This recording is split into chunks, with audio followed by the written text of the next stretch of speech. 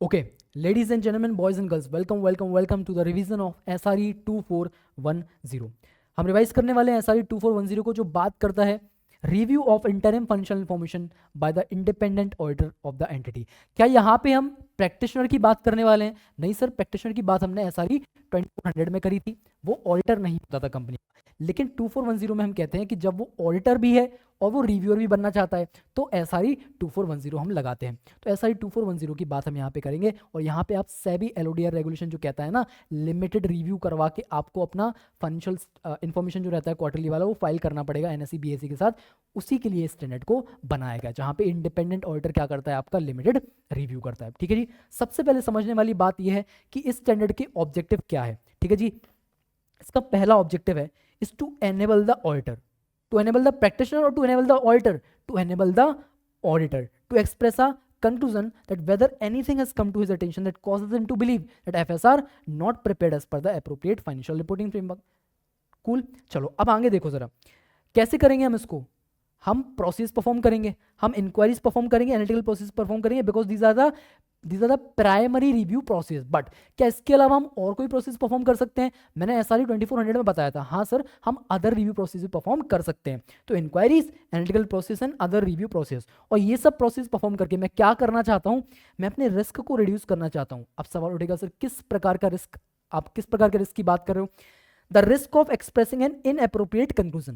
The risk of expressing an inappropriate conclusion when financial statements are materially misstated. Financial statements are materially misstated, and if I give, अगर मैं ऐसा एक conclusion दे दूं कि भैया मैं क्लीन कंक्लूजन दे रहा हूं, अनमॉडिफाइड कंक्लूजन दे रहा हूं, तो क्या वो इनएप्रोप्रिएट कंक्लूजन कहलाएगा? हाँ सर, वो इनएप्रोप्रिएट कंक्लूजन कहलाएगा। तो उसी रिस्क को मैं कम करना चाहता हूं, और इस रिस्क को मैं मॉडरेट लेवल तक लेके जाता हूं। किस लेवल तक लेके जाता हूं? मॉडरेट लेवल तक लेके जाता हूं इस रिस्क को। तो क्या सर रिस्क जो है वो ज़्यादा रहेगी रीजनेबल एश्योरेंस से? हाँ, ज़्यादा ही रहेगी रीजनेबल एश्योरेंस से, बस सिर्फ मैं ये बोल रहा हूँ उसको मैं मॉडरेट लेवल तक रिड्यूस कर देता हूँ। तो इस वजह से मैं इसको क्या बोल सकता हूँ, moderate level of assurance provide करना बोल सकता हूँ। और moderate level of assurance is just another name, किस चीज़ के लिए? लिमिटेड एश्योरेंस के लिए। तो लिमिटेड एश्योरेंस के लिए दूसरा नाम क्या है जी हमारा? मॉडरेट लेवल ऑफ एश्योरेंस, जो कि हम SRE 2410 में देते हैं। चलो आ जाओ एक बार किताब पे से इसको देख लेते हैं जरा। ऑब्जेक्टिव क्या है? To enable the auditor to express a conclusion whether, on the basis of the review, anything has come to the auditor's attention that causes the auditor to believe that interim financial information is not prepared in all material respect as per the financial reporting framework. By performing what?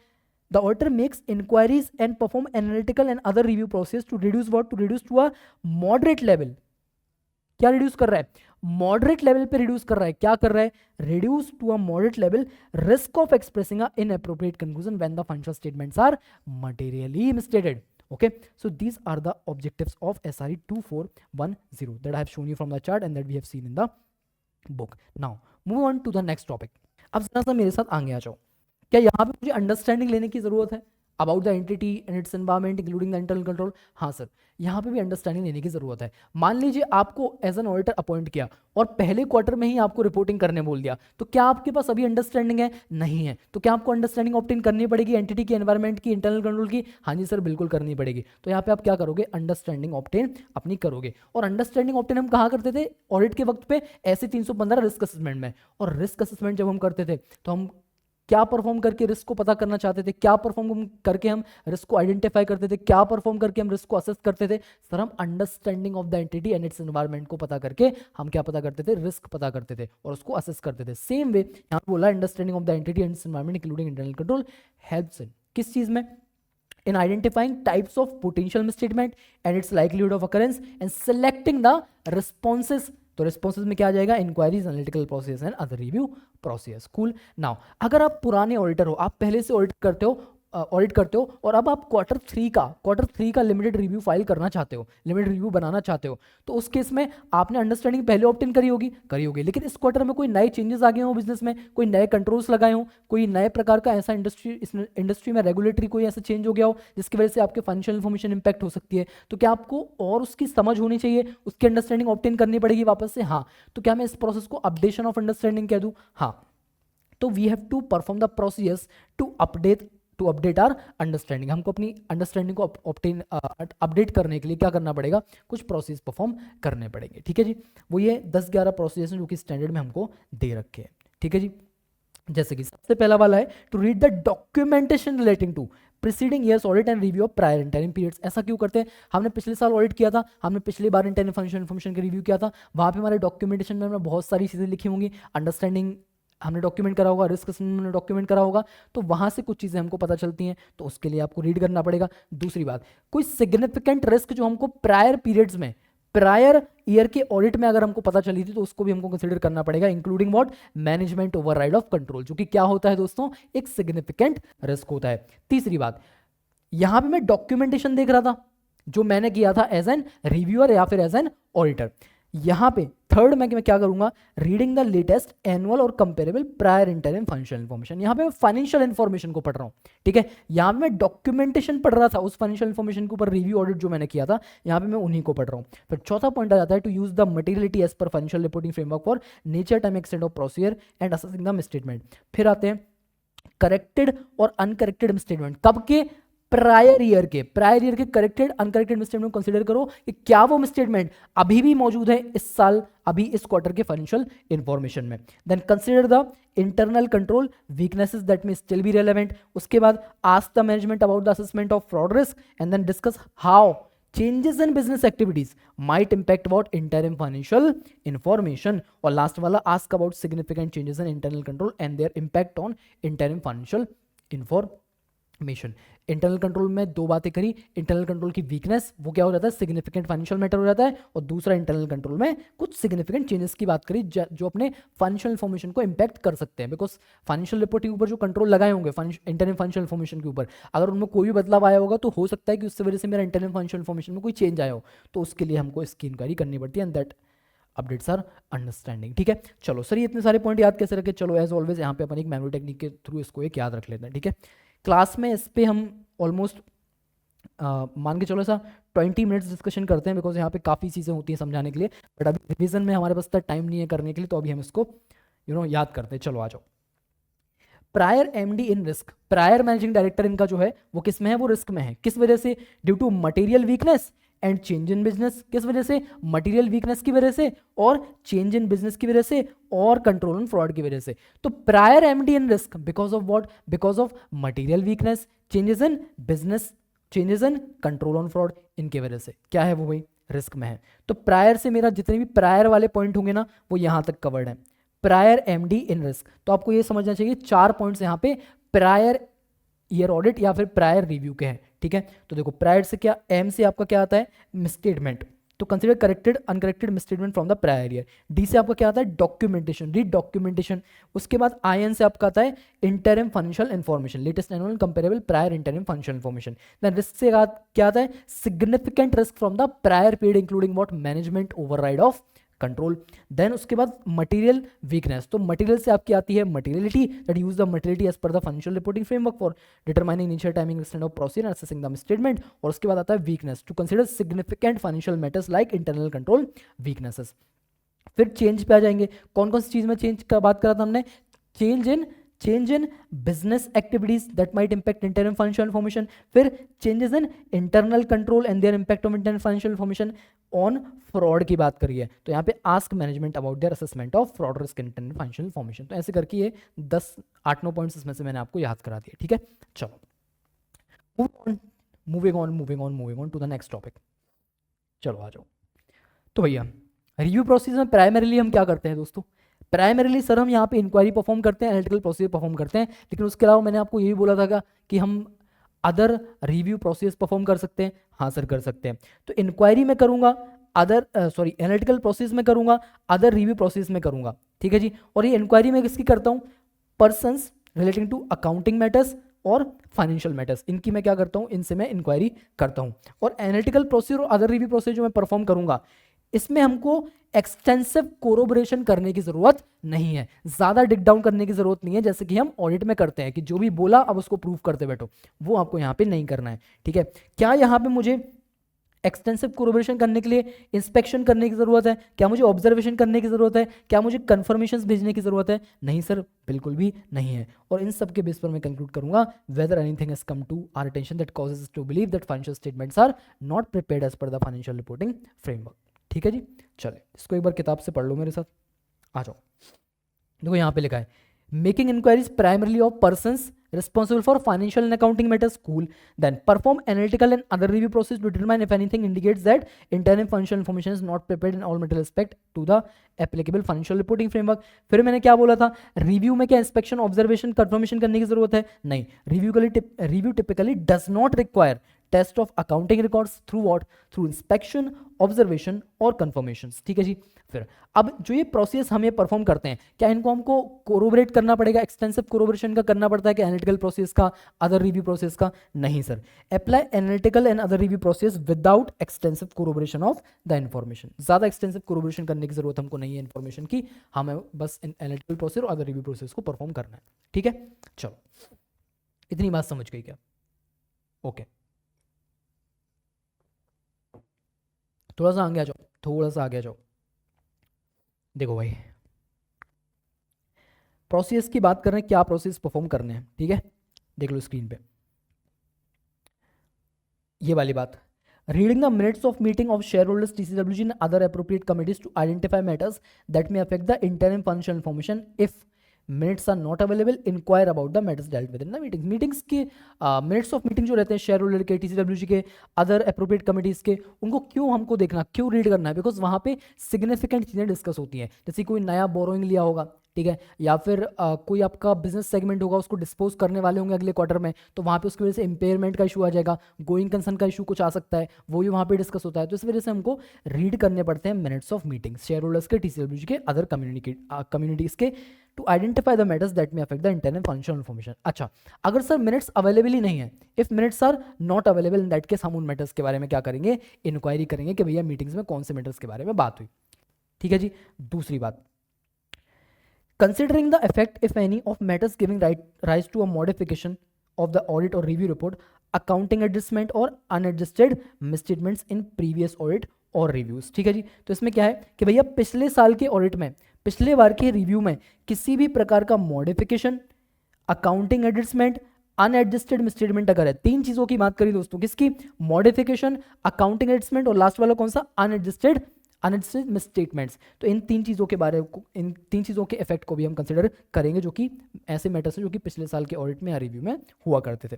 तीसरी बात, communicating with other auditors who are performing a review of significant components. अब अगर मैं consolidated FS पे review कर रहा हूं तो उसमें मल्टीपल सब्सिडीज इंक्लूड होंगे, डिविजन्स इंक्लूड होंगे, तो वो कंपोनेंट्स होते हैं। अब उन कंपोनेंट का अगर अलग ऑडिटर है, अलग ऑडिटर कोई और उनका रिव्यू ऑडिट करता है, तो उनसे भी हम क्या करेंगे, बात करेंगे। Communicating with other auditors who are performing review of entities significant components. ठीक है, तीन पॉइंट्स हैं। पहला वाला क्या करना है, मुझे रीड करने हैं ऑफ मीटिंग। दूसरे वाले में I have to consider the effect of what, of the modification, unadjusted misstatements या फिर अकाउंटिंग एडजस्टमेंट्स। और तीसरी बात मैंने क्या बोली, communicating with the other auditors of, basically कौन, सिग्निफिकेंट हमारे जो कंपोनेंट्स होते हैं उनके ऑडिटर्स से हमको कम्युनिकेट करना है। ठीक है जी। तो ये तीन बातें हैं जो कि आपको ध्यान रखनी है। ठीक है, चलो बढ़ जाएंगे।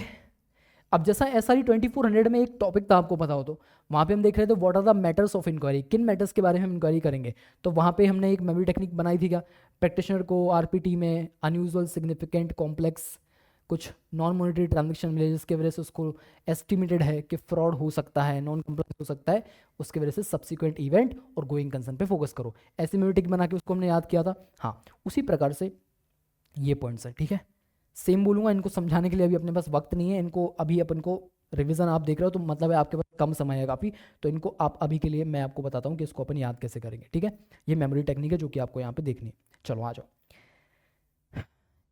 चेंज 3 न्यू प्रिंसिपल्स, क्या बोल रहा हूँ मैं, change 3 new principles of financial reporting framework. Change 3 new principles of financial reporting framework for business combination और disposal and gain knowledge of fraud and non compliance. तो इसमें दो स्टेटमेंट है। सबसे पहले बोल रहे हैं चेंज कर दो 3 न्यू प्रिंसिपल्स को, क्या चेंज कर दो 3 new principles of financial reporting framework for business combination और disposal and then gain knowledge on fraud and non compliance. तो इन सब चीज़ों के बारे में मैं इनसे इंक्वायरी करूंगा। सबसे पहली बात करेंगे चेंज की, कि चेंजेस किन किन चीज़ों में आ सकते हैं। और ये चेंज 3 का मतलब क्या है सर, चेंज 3 का मतलब है 3 टाइप के चेंजेस की बात होगी।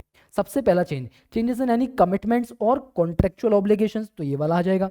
Any changes in contingent liabilities including litigation and claims, तो ये वाला आ जाएगा। और एक और चेंज आता है changes in principles, changes in accounting principles और देयर एप्लीकेशन मेथड। और ये न्यू प्रिंसिपल का मतलब होता है whether any new transactions are there that requires new accounting principle. तो ये न्यू प्रिंसिपल का मतलब ये होगा, इससे 2 पॉइंट्स निकलते हैं, ठीक है। चलो, तो चेंज 3 न्यू प्रिंसिपल ऑफ क्या, of financial reporting framework, whether the internal financial information is prepared and presented as per the applicable financial reporting framework for what, for business combination and disposal, for business combination और disposal, तो enquire about what, about any unusual और complex situations like business combination और segmented disposal. ये दोनों भी point यहाँ पे हो गए। And then gain knowledge, knowledge gain करो किस चीज के बारे में, फ्रॉड और नॉन कंप्लायंस के बारे में। तो देखो, नॉलेज ऑफ फ्रॉड और सस्पेक्टेड फ्रॉड इन्वॉल्विंग मैनेजमेंट और key employees, then that may affect internal financial information. Knowledge of fraud allegation communicated by the employees, analyst और रेगुलेटर्स। और एक और नॉलेज किसका, नॉन कंप्लायंस का, नॉलेज ऑफ एक्चुअल और possible non compliance with the laws and regulations. तो क्या है भाई, इसको याद रखने के लिए अपने पास technique, change 3 new principles, change 3 new principles of financial reporting framework for what, for business combination or disposal and gain knowledge on fraud as well as non compliance। ठीक है जी, तो ऐसे करके आप 11-12 पॉइंट्स में से अगर आप 8 भी लिख के आए तो भी आपको मार्क्स मिलते हैं, ठीक है। चलो, अब जरा सा जो हम बात करेंगे लिटिगेशन एंड क्लेम्स की, ठीक है जी। लिटिगेशन एंड क्लेम्स अच्छा टॉपिक है, इसको हमने यहाँ पे चार्ट में बनाया, चार्ट से हम इसको देखेंगे। लिटिगेशन एंड क्लेम्स के बारे में जो भी इंक्वायरीज आप करेंगे, लिटिगेशन क्लेम्स के बारे में दोस्तों जो भी आप इंक्वायरीज करते हैं, तो जैसा आप ऐसे 501 में पढ़ते हो ना लिटिगेशन एंड क्लेम्स पे, हम आप उसकी कंप्लीटनेस चेक करते हैं। 501 याद है क्या, होना चाहिए, इंटर में भी पढ़ा है, सीए फाइनल में भी वो टॉपिक है। तो 501 में कहते हैं कि भैया आपको क्या करना पड़ेगा, आपको कम्युनिकेट करना चाहिए किसके साथ, एक्सटर्नल लीगल काउंसिल के साथ। और उसको आप लेटर ऑफ जनरल इंक्वायरी भी भेज सकते हो, आप उसको लेटर ऑफ स्पेसिफिक इंक्वायरी भी भेज सकते हो। यार वो कुछ याद आ रहा है क्या, 501 में ये आ रहा होगा याद, ठीक है। तो ये सब जो कारनामे है ना, जो 501 करने ऑडिट में बोलता है, ये कारनामे आपको यहाँ पे नहीं करने हैं। लिटिगेशन क्लेम्स के केस में आप जो भी इंक्वायरी करोगे उसको कोरोबरेट करने की जरूरत आपको नहीं है, ठीक है जी। तो यहाँ पे आ जाओ एक बार किताब पे, it is not required to corroborate the enquiries about litigation और claims, not necessary to send an enquiry letter to the entity's lawyer. लेकिन कहते हैं कि direct communication with the external legal counsel करना नहीं है आपको, लेकिन करने की जरूरत पड़ती है अगर उसको कोई ऐसा मैटर मिलता है। If any matter comes to his attention that causes him to believe that financial statements are financial information is not prepared as per the financial reporting framework and lawyer might have pertinent information, मतलब इससे pertinent information कोई external legal council के पास हो सकती है, तो फिर मैं उसके पास जाऊंगा और उसको बताऊंगा कि भैया तू बता मेरे को तेरे पास क्या इन्फॉर्मेशन है, तब कर सकते हो, otherwise generally it is not required. तो लिटिगेशन वाला पार्ट मेरा आपको बता के हुआ, ठीक है जी। क्या मेरे को कोरोबरेट करना है, नहीं करना, क्या मुझे किसी प्रकार का इंक्वायरी लेटर भेजना है, नहीं भेजना, इतनी बात ध्यान रखो। लेकिन अगर कोई मैटर मिलता है जिसकी वजह से मुझको लगता है फाइनेंशियल इन्फॉर्मेशन में मटेरियल स्टेटमेंट हो सकता है, या फिर वो मुझे ऐसा लगता है कि वो नहीं प्रिपेयर किए गए as per the financial reporting framework, और लॉयर के पास क्या हो सकता है पर्टिनेंट इन्फॉर्मेशन, तब मैं क्या करूंगा, उसके पास जाऊंगा डायरेक्ट कम्युनिकेशन के लिए। अब आ जाओ गोइंग कंसर्न की बात हम कर लेंगे, ठीक है। गोइंग कंसर्न की जब हम बात करते हैं, तो अगर आपको कोई इवेंट और कंडीशन मिलता है, if you found out any event और condition that may cast a significant doubt on the entity's ability to continue as a going concern, कब सर, रिव्यू करते वक्त। तो अब देखो गोइंग कंसर्न के जो इशू होते हैं ये इवेंट कंडीशन वाले, ये इस साल मिलेंगे मुझे और कुछ पिछले साल भी मिले होंगे, हो सकता है, पॉसिबिलिटी होती है। तो अगर करंट पीरियड से रिलेटेड कोई इवेंट और कंडीशन है जो कि गोइंग कंसर्न पे डाउट डाल रहे हैं, उस केस में आपको देखना है क्या मटेरियल अनसर्टेनिटी मौजूद है। अगर मटेरियल अनसर्टेनिटी मौजूद है और मैं देखूंगा कि एडिक्वेट डिस्क्लोजर भी दिया है, तो उस केस में मैं एम्फेसिस ऑन मैटर पैराग्राफ डालूंगा। ऑडिट में हम क्या करते थे, एक पैराग्राफ डालते थे क्या, material uncertainty related to going concern report में, और उसमें एक्सप्लेन करते थे पूरा। यहां पे बोल रहा है, यहां पे आप ईओएम पैराग्राफ डालोगे, वहां पे इट वाज बाय नेचर अ की ऑडिट मैटर, बाय नेचर, लेकिन यहां पे बोलते हैं आप ईओएम पैराग्राफ डालो, ठीक है, अगर एडिक्वेट डिस्क्लोजर दिया है और मटेरियल अनसर्टेनिटी मौजूद है। लेकिन सर अगर एडिक्वेट डिस्क्लोजर ना दिया हो, तब मैं क्या करूंगा, तब मैं एज ऑलवेज ओपिनियन में करता हूं, वैसे यहां पे करूंगा, I will modify the conclusion. Then अगर प्रायर पीरियड से रिलेटेड कोई ऐसा इवेंट और कंडीशन है जिसकी वजह से प्रायर पीरियड में ईओएम वगैरह डाल के हमने दिया था इस मटेरियल अनसर्टेनिटी की वजह से, ठीक है, और वो मटेरियल अनसर्टेनिटी अभी भी एग्जिस्ट करती है और एडिक्वेट डिस्क्लोजर भी दिया है इस साल भी, तो उस केस में आप एक पैराग्राफ ऐड करो जो कि मोस्ट प्रोबेबली ईओएम होगा, और वहां पे आप प्रायर ईयर से रिलेटेड जो मटेरियल अनसर्टेनिटी है उसको भी आप समझाओ। अब सवाल उठेगा सर अगर यहाँ पे भी इनएडिक्वेट डिस्क्लोजर ना दिया हो तब क्या करेंगे, if it is not given then of course you have to modify the conclusion, ठीक है जी। आ जाइए यहाँ पे किताब पे, देखिए जो बात मैंने आपको बताई, इफ इवेंट और condition raise significant doubt about entities ability to continue as a going concern the auditor, ठीक है, जो प्रोसेस परफॉर्म करेगा वो हम देखते हैं, वो आपको पता है, मुझे पता है, आपको आता है, बहुत अच्छे से आता है, ठीक है, हमने 2400 में कवर किया है, वो फ्यूचर प्लान, फीसिबिलिटी, वो वाला सेम पॉइंट है यहाँ पे। ये वाला पार्ट आपको थोड़ा सा देखना था, जो मैंने अभी आपको चार्ट बना के बताया। For material uncertainty relating to event और condition exist is identified and adequately disclosure is made. In that case you have to add an EOM paragraph in the report explaining the same. Prior audit or review report included an EOM paragraph for a material uncertainty and the uncertainty still exists with adequate disclosure. The auditor should add a paragraph to the current review report to highlight the continued material uncertainty. ठीक है जी। और तीसरा point क्या, if the material uncertainty is not adequately disclosed then express a qualified or adverse conclusion, जो कि मैंने यहाँ पे आप किस भाषा में लिखा है, modify the conclusion, तो उसका मतलब यही है qualified adverse conclusion जो आपको देना हो वो आप दे सकते हो, ठीक है जी। अगर adequate disclosure नहीं दिया है, adequate disclosure नहीं दिया मतलब ये दोनों भी केसेस में अगर नहीं दिया है तो उस केस में आप क्या करोगे दोस्तों, क्वालिफिकेशन या फिर एडवर्स कंक्लूजन दोगे जब मटेरियल अनसर्टेनिटी एग्जिस्ट करती है, ठीक है जी। चलो इतनी बात समझ गई क्या, है ना। चलो इससे रिलेटेड आईसीआई ने क्वेश्चन पूछा, डायरेक्ट क्वेश्चन पूछा, तो वो आप देख लेना एक बार, ऐसा कुछ ऐसा यहाँ पे हम उतना उसको नहीं कर सकते, बट वो डायरेक्ट क्वेश्चन था तो आप पे बन जाएगा। चलो अब आ जाता है एक अच्छा टॉपिक, ठीक है, ये अगर आपने ऐसे 720 अच्छे से पढ़ा है तो फिर ये कॉन्सेप्ट आपको आसानी से समझेगा, ठीक है। Auditor's responsibility for accompanying information. Accompanying information मतलब क्या, जैसे शेयर, जब ये क्वार्टरली रिजल्ट्स फाइल होते हैं ना तो उसके साथ साथ रिजल्ट्स के साथ साथ ना और सारी इन्फॉर्मेशन भी जाती है, वो इन्फॉर्मेशन ये लोग अपने शेयर होल्डर्स के साथ शेयर करते हैं, तो उसके अंदर ही अपना फाइनेंशियल इन्फॉर्मेशन होता है, इंटरनल फाइनेंशियल इन्फॉर्मेशन, और उसी के साथ अपनी रिपोर्ट भी होती है। कौन सी वाली, लिमिटेड रिव्यू रिपोर्ट। तो रिव्यू रिपोर्ट के अलावा, फाइनेंशियल इन्फॉर्मेशन के अलावा जो भी इन्फॉर्मेशन उस डॉक्यूमेंट में इन्वॉल्व है उसको मैं क्या बोलूंगा, अकम्पनाइंग इन्फॉर्मेशन बोलूंगा, और 720 की भाषा में उसको क्या बोलते हैं, अदर इन्फॉर्मेशन बोलते हैं। The auditor should read the other information, उसको रीड करना है other information that accompanies the interim financial information to determine whether it is materially inconsistent with the interim financial information, whether it is materially inconsistent with the interim financial information, ठीक है। Similar लग रहा है क्या 720 से, हाँ। अब जरा सा आगे आओ, अब जरा सा आगे आ जाओ मेरे साथ इस चार्ट पे, ठीक है। We have to read the other information that accompanies the financial statement. Now I have to check whether it is materially inconsistent with the interim financial information. अगर मुझे लगता है कि it is materially inconsistent, inconsistency identified, inconsistent है वो और मुझे identify हो गया, तो देखो मैं डिस्कशन करूंगा मैनेजमेंट से और फिर मुझे लगेगा कि फाइनेंशियल स्टेटमेंट को अमेंड करना पड़ सकता है, फाइनेंशियल स्टेटमेंट या फिर आप इसको बोलो IFI, इंटरिम फाइनेंशियल इन्फॉर्मेशन को अमेंड करने की जरूरत है, लेकिन मैनेजमेंट क्या करता है, मैनेजमेंट रिफ्यूजेस टू अमेंड। उस केस में हम क्या देखेंगे, हम इंप्लीकेशन देखेंगे सर रिव्यू रिपोर्ट में। ऐसा क्यों, बिकॉज हम कह रहे हैं कि भैया फाइनेंशियल इन्फॉर्मेशन को अमेंड करने की जरूरत है, फाइनेंशियल इन्फॉर्मेशन को अमेंड करने की जरूरत है, मतलब मैं उस पर रिव्यू कर रहा हूं और उसी को अमेंड करने की जरूरत है, उसको आप नहीं कर रहे हो, मतलब इसको मैं क्या ऐसा कह सकता हूँ कि यहाँ पे कुछ मिसस्टेटमेंट है, ऐसा कुछ बोल सकता हूँ, हाँ बोल सकता हूँ सर। तो उस केस में मुझे अपनी रिव्यू रिपोर्ट में इंप्लीकेशन देखने पड़ेंगे इसके। अच्छा दूसरी बात, अगर अदर इन्फॉर्मेशन जो है उसको क्या करने की जरूरत है, उसको अमेंड करने की जरूरत है, अवॉइडेड नहीं है या अमेंडेड है, ठीक है। अदर इन्फॉर्मेशन को अमेंड करने की जरूरत अगर हमको पड़ जाए, फाइनेंशियल इन्फॉर्मेशन को नहीं करना है, हमें अदर इन्फॉर्मेशन को अमेंड करने की जरूरत पड़ जाए, तो उस केस में हम क्या बोलेंगे मैनेजमेंट को, मैनेजमेंट उसको अमेंड करो।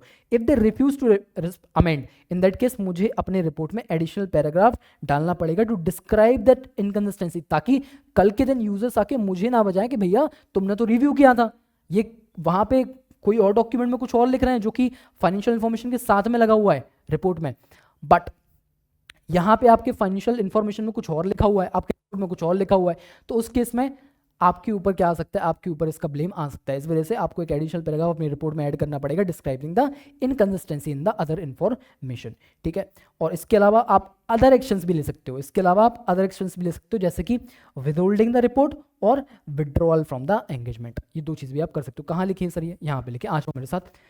They should consider whether it needs to be amended. If interim financial information needs to be amended, देखो दो चीजें हैं, या तो interim financial information को अमेंड करना पड़ेगा या other information को अमेंड करना पड़ेगा, कहीं एक जगह गलती होगी। तो if interim financial information needs to be amended and management refuses to amend, in that case we will check the implication for the review report. दूसरी बात, other information needs an amendment and it refuses, in that case हम क्या देखते हैं, हम additional paragraph डालते हैं in the review report। लेकिन उसके अलावा हम दूसरे actions क्या ले सकते हैं, we can take other options such as withholding the review report और विदड्रॉइंग फ्रॉम द एंगेजमेंट। ये दो ऑप्शंस भी हमारे पास रहते हैं, ठीक है। तो ये बात हो गई मटेरियल इनकंसिस्टेंसी अगर आइडेंटिफाई हो जाती है तो उस केस में हमको क्या करना है, ठीक है। अब बात आती है मटेरियल मिसस्टेटमेंट ऑफ फैक्ट की। मटेरियल मिसस्टेटमेंट ऑफ फैक्ट क्या होता है दोस्तों? कोई फैक्चुअल इन्फॉर्मेशन है जो कि आपने गलत दे रखी है अदर इन्फॉर्मेशन में। मेरे फाइनेंशियल स्टेटमेंट के द्वारा मैं जो फाइनेंशियल इन्फॉर्मेशन रिव्यू कर रहा हूं उसके तहत देखा जाए तो आपका रेवेन्यू जो है वो 20% से ग्रो कर रहा है, लेकिन आप अदर इन्फॉर्मेशन में ऐसा लिखते हो, अकम्पनाइंग इन्फॉर्मेशन में ऐसा लिखते हो कि हमारा रिव्यू तो 30% से ग्रो कर रहा है। तो क्या ये इनकंसिस्टेंसी है? हाँ। क्या इसे मैं मटेरियल मिसस्टेटमेंट ऑफ फैक्ट कह दूं? बिकॉज ये तो फैक्चुअल इन्फॉर्मेशन है कि यार 20% से इंक्रीज हुआ है, आप 30% लिख रहे हो, ऐसा हो सकता है। अब आप हमारा जो अंडरस्टैंडिंग एंटिटी का, उसके एनवायरमेंट का, उसके हिसाब से हमको पता है कि जिस इंडस्ट्री में ये काम करता है उसका जो ग्रोथ रेट है वो growth rate year on year जो है 10% है, ठीक है। लेकिन ये लोग अपने अदर इन्फॉर्मेशन में लिख रहा है कि हमारा तो ग्रोथ रेट 40% हो रहा है, तो मार्केट ही 10% ग्रो नहीं हो रहा तो तुम 40% से कैसे ग्रो हो रहे हो? तो वो एक इनकंसिस्टेंसी वहां पे आ जाती है। तो वहां पे भी हो सकता है कि फैक्चुअल मिसस्टेटमेंट हो। तो उस केस में क्या करना चाहिए? in that case you have to discuss the matter with the management।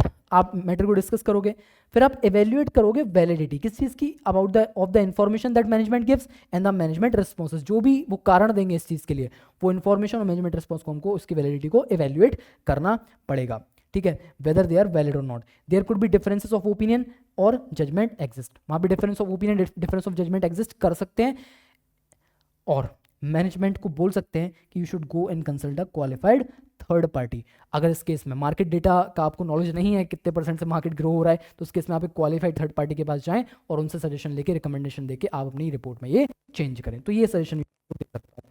जो यहाँ पे क्या लिखा है जी, they should discuss the matter with the entity's management. The auditor should evaluate the validity of the information and management responses, whether valid differences of judgment or opinion exist, and consider whether to request management to consult with a qualified third party। तो इस chart से आपको ये चीजें याद हो जाएंगी। क्या डिस्कस करेंगे मैटर को? First of all I am discussing the matter. दूसरी बात मैं क्या देख रहा हूँ डिस्कस करने के बाद? वैलिडिटी ऑफ द इंफॉर्मेशन और मैनेजमेंट रिस्पॉन्सेज, ठीक है। Validity of the information and management responses, whether valid difference of judgement और opinion exist, and consider whether to request the management for consulting the qualified third party, ठीक है जी। वो chart से आपको इसको याद हो जाएगा, ठीक है। अब अगर अमेंडमेंट की जरूरत है, ठीक है, अमेंडमेंट की जरूरत है, but management refuses to make the amendment, that case consider taking the further action such as notifying the TCWG को जाके बोलना कि भाई तुम करेक्ट करवा दो, एंड ऑब्टेनिंग लीगल एडवाइस। किस केस में हमको क्या करना चाहिए? तो this is about material statement of fact, ठीक है। चलो ये दोनों भी चीजें आपको समझिए क्या यहाँ से 4 मार्क्स का क्वेश्चन आने की संभावना है, ठीक है जी। तो ध्यान रखिएगा, दो चीज़ों की बात होती है, मटेरियल इनकंसिस्टेंसी की बात होती है और दूसरी बात मटेरियल मिसस्टेटमेंट ऑफ फैक्ट की बात होती है। इनकंसिस्टेंसी की बात हो तो दो जगह पे आ सकते हैं, या तो अदर इन्फॉर्मेशन को अमेंड करने की जरूरत पड़ेगी या फिर इंटरनल फाइनेंशियल इन्फॉर्मेशन को अमेंड करने की जरूरत पड़ेगी। इंटरनल फाइनेंशियल इन्फॉर्मेशन को अमेंड करने की जरूरत पड़ेगी हमारे कंट्रोल में, हम क्या करेंगे, हम अपनी रिव्यू रिपोर्ट पर उसका इंप्लीकेशन कंसिडर कर लेंगे। अगर अदर इन्फॉर्मेशन में इनकंसिस्टेंसी हुई उस केस में हम क्या करेंगे, हम बोलेंगे मैनेजमेंट को, मैनेजमेंट इस अमेंडमेंट की जरूरत है, आप इसको अमेंडमेंट करो। अगर वो रिफ्यूज करते हैं अमेंडमेंट तो हम क्या करेंगे, हमें अपनी रिपोर्ट में एडिशनल पैराग्राफ डालना पड़ेगा ताकि बाद में आके कोई हमारी नाम आ जाए। उसके अलावा पर कौन से ऑप्शन रहते हैं, to take another actions like withdrawing from the engagement और withholding the report. Material misstatement of fact की बात तो मैंने आपको बताई थी कि यहाँ पे अपने को देखना पड़ता है validity of the information, management के रिस्पॉन्सेज वेदर वैलिड है कि नहीं, और valid difference of judgement, valid difference of opinion और valid difference of judgement exist करते हैं क्या, और हम उनको रिक्वेस्ट कर सकते हैं to consult a qualified third party, ठीक है जी। चलिए अगला टॉपिक हमारा आ जाओ, departure from applicable financial reporting framework.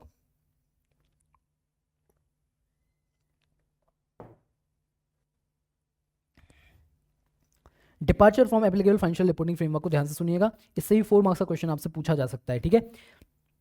Indians revenue recognition के लिए कुछ कंडीशंस देता है, वेरिएबल कंसिडरेशन को रिकॉग्नाइज करने के लिए। जो भी कंडीशंस आपको इंडियस फॉलो करने के लिए बोलता है रेवेन्यू को रिकॉग्नाइज करने के लिए in case of variable consideration, अगर आप वो कंसिडरेशन को फॉलो नहीं करोगे, उसके उन कंडीशंस को फॉलो नहीं करोगे और उसके हिसाब से रेवेन्यू को रिकॉग्नाइज नहीं करोगे इंडियस के हिसाब से, तो क्या मैं ऐसा बोल दूं कि फाइनेंशियल रिपोर्टिंग फ्रेमवर्क से डिपार्चर है, आप उसको फॉलो नहीं कर रहे हो? हाँ, नहीं कर रहे हैं, तो उस केस में क्या करेगा रिव्यूअर, उस बात यहाँ पे करी हुई है, ठीक है। अगर उसको ऐसा लगता है कि departure from applicable financial reporting framework अगर है और उसकी वजह से मेरा जो इंटरिम फाइनेंशियल इन्फॉर्मेशन है इट इज मटेरियली अफेक्टेड, और मैं मैनेजमेंट से जाके बोला कि मैनेजमेंट इसको करेक्ट कर लो, but management does not correct, management उसको क्या नहीं करती दोस्तों, मैनेजमेंट उसको करेक्ट नहीं करती, तो उस केस में आपको दो चीजें देखनी है, क्या फाइनेंशियल इंफॉर्मेशन में इस डिपार्चर के बारे में एडिक्वेट डिस्क्लोजर दिया है, या फिर एडिक्वेट डिस्क्लोजर नहीं दिया है। दो चीज़ें हो सकती हैं, या तो एडिक्वेट डिस्क्लोजर होगा या एडिक्वेट डिस्क्लोजर नहीं होगा। अगर एडिक्वेट डिस्क्लोजर दिया हो, ठीक है, और उसका इम्पैक्ट क्या हो, जो ये मटेरियल जो मिसस्टेटमेंट आपने करा, डिपार्चर वाला मिसस्टेटमेंट है, वो अगर आपका परवेजिव हो या फिर परवेजिव ना हो, दो चीज़ें हो सकती हैं। सर मटेरियलिटी की बात क्यों नहीं कर रहे हो? मटेरियल यहीं ऊपर बता दिया ना ये कि मटेरियल अफेक्टेड है कि नहीं, वो तो हमको पहले ही देखना है। बाद में हम आते हैं कि भैया वो परवेजिव है कि नहीं। अगर परवेजिव है तो एडवर्स कंक्लूजन दे देंगे, परवेजिव नहीं है तो क्वालिफाइड कंक्लूजन हम दे देंगे। अगर एडिक्वेट डिस्क्लोजर मिसिंग हो तब क्या करेंगे? क्वालिफाइंग कंक्लूजन देंगे सर हम। लेकिन अगर इस केस में भी अगर हमको लगता है दैट, क्या लगता है कि भैया matter is material and it is pervasive also, that it would be inadequate to give the qualified conclusion, in that case आप क्या दोगे? एडवर्स कंक्लूजन दोगे। ठीक है, ये मेरा बता के होगा, यहाँ पे लिखा हुआ है, इसको आप एक बार अपने एंड पे रीड करेंगे। ठीक है, चलो उस चार्ट को अगर आपके पास नहीं है चार्ट तो इसको ड्रॉ करो, बिकॉज इसको रीड करने के बाद हो सकता है कि आपको कंफ्यूजन आए, लेकिन वो कंफ्यूजन आपकी इस चार्ट से दूर हो जाएगी। इसमें कुछ बातें मैंने ऐसी लिखी हैं जो वहाँ पे डायरेक्टली नहीं लिखी हैं, बट उसका मतलब वही है, तो इस चार्ट में बना है। ठीक है, चलो तो इससे 4 मार्क्स का क्वेश्चन निकल सकता है, इसका मारो। जरा सा मेरे साथ आगे आ जाओ, लिमिटेशंस ऑन स्कोप पर आ जाओ। लिमिटेशंस ऑन स्कोप, ठीक है, स्कोप लिमिटेशन की बात कर रहे हैं।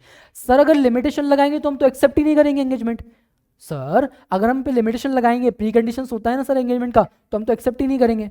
हाँ दोस्तों, आप एक्सेप्ट नहीं करोगे, लेकिन बात ये होती है कि अगर आफ्टर द एक्सेप्टेंस आपने एक्सेप्ट कर लिया एंगेजमेंट, लेकिन उसके बाद अगर कुछ हुआ, तब उस केस में आप क्या करोगे, उसकी बात यहाँ पे की जा रही है। ठीक है, if this occurs after the acceptance, the auditor should communicate in writing to management and TCWG about the reasons and consider whether to issue a report। ठीक है, दो टाइप की लिमिटेशन है, कुछ मैनेजमेंट लगा सकता है, कुछ अदर लिमिटेशन जो कि मैनेजमेंट ने नहीं लगाए लेकिन आ गए।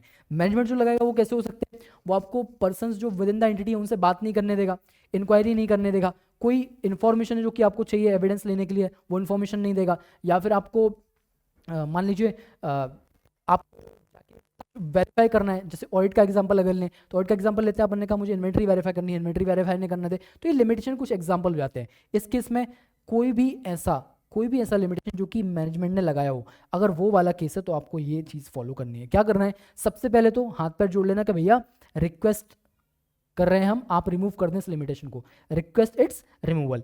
अगर मैनेजमेंट हाँ कर देती है तब तो बल्ले बल्ले, अगर नहीं करती है तो थल्ले थल्ले। If management refuses then the auditor cannot complete the review and then must inform the management and TCWG explain why the review cannot be completed। उनको बताओ कि तुम्हारे वजह से मैं रिव्यू नहीं कर पाया, ये बात आपको उनको बतानी पड़ेगी। तो if management refuses to remove the limitation, the auditor cannot complete the review, they must inform management and TCWG explaining why the review could not be completed। ठीक है जी। अब इसके अलावा इस केस में जब इम्पोज करें मैनेजमेंट और आप सोच रहे हो कि भैया रिव्यू कंप्लीट नहीं हो सकता, तो उसमें आपको लीगल और रेगुलेटरी ऑब्लिगेशंस को कंसीडर करना पड़ेगा, that if a report is required, even if there is a limitation, आपको रिपोर्ट तो देनी पड़ेगी, और उस रिपोर्ट में अगर लिमिटेशन होगा तो अपन क्या करेंगे सर? डिस्क्लेमर ऑफ कंक्लूजन दे देंगे, issuing a disclaimer of conclusion and explaining why the review could not be completed. ठीक है जी, तो क्या क्या बोला? सबसे पहले क्या करेंगे? हाथ पर जोड़ के बोलेंगे प्लीज इसको रिमूव कर दो। क्या रिमूव करना है? लिमिटेशन को, रिक्वेस्ट इट्स रिमूवल। अब वो या तो रिमूव कर देगी तो अच्छी बात है, बल्ले बल्ले, but if management refuses to remove the limitation, in that case हम क्या करेंगे? We will analyse whether we will be able to complete the review or not। तो auditor cannot complete the review in that case he will have to communicate, किससे? he will have to inform and communicate to management and TCWG, क्या चीज़? that why the review could not be completed। फिर उसके बाद उसको legal और regulatory obligation भी consider करने पड़ेंगे to determine if the report is required as per the laws and regulation. उस केस में अगर लॉज एंड रेगुलेशन के थ्रू हमको देनी ही पड़ी रिपोर्ट, उस केस में हम क्या करेंगे सर? डिस्क्लेमर और कंक्लूजन डाल के हम रिपोर्ट इशू कर देंगे और उसमें एक्सप्लेन करेंगे why the review could not be completed. ठीक है जी। अब अदर लिमिटेशन आ जाए। अदर लिमिटेशन कैसा वाला? जहाँ पे कुछ हमको वेरीफाई करना था, हमको डॉक्यूमेंट्स जो थे, डॉक्यूमेंट्स के बारे में हमको इंक्वायरी करनी थी। ठीक है, अब जैसे रेवेन्यू है तो रेवेन्यू से रिलेटेड मुझको इंक्वायरी करनी थी कुछ। ठीक है, अब वो इंक्वायरी जब मैं करूँगा किसी बंदे से, किससे? मैनेजमेंट वगैरह से कोई इंक्वायरी करूँगा तो उनको कुछ डॉक्यूमेंट्स लगेंगे जहाँ से वो देख के मुझे कुछ जवाब दे पाएंगे मेरी इंक्वायरी का। हाँ, तो अगर वो जो डॉक्यूमेंट्स हैं वो गवर्नमेंट कोई सीज कर ले, रेगुलेटरी अथॉरिटी सीज कर ले, या फिर आगे में जल गए वो डॉक्यूमेंट्स, कॉन्ट्रैक्ट जल गए, एग्रीमेंट जल गए, तो क्या मैं उनको चेक कर पाऊंगा सर? नहीं कर पाऊंगा। तो ये अदर लिमिटेशन है, मैनेजमेंट ने नहीं लगाई है लेकिन अदर देन मैनेजमेंट वाले हैं। तो इस केस में भी एक ये प्रोसीजर यहाँ पे अपने को फॉलो करना है। In case where limitation are not imposed by the management but related to specific material matters, the auditor may complete the review except for those specific matters. अगर वो स्पेसिफिक मटेरियल मैटर से related है तो आप review complete करो except for those specific matter, और उस case में आपको वो रिपोर्ट में डालना पड़ेगा। कैसे डालोगे? क्वालिफाइड कंक्लूजन सर डालेंगे और लिखेंगे except for the matters, except for the matters explain in the basis for qualified conclusion paragraph. वहां पे आप उसको एक्सप्लेन कर देना कि भाई इनके बारे में हमने काम कुछ भी नहीं किया है, इसी वजह से हम क्वालिफाइड कंक्लूजन दे रहे हैं। ठीक है जी, तो ये लिमिटेशन वाली बात हो गई।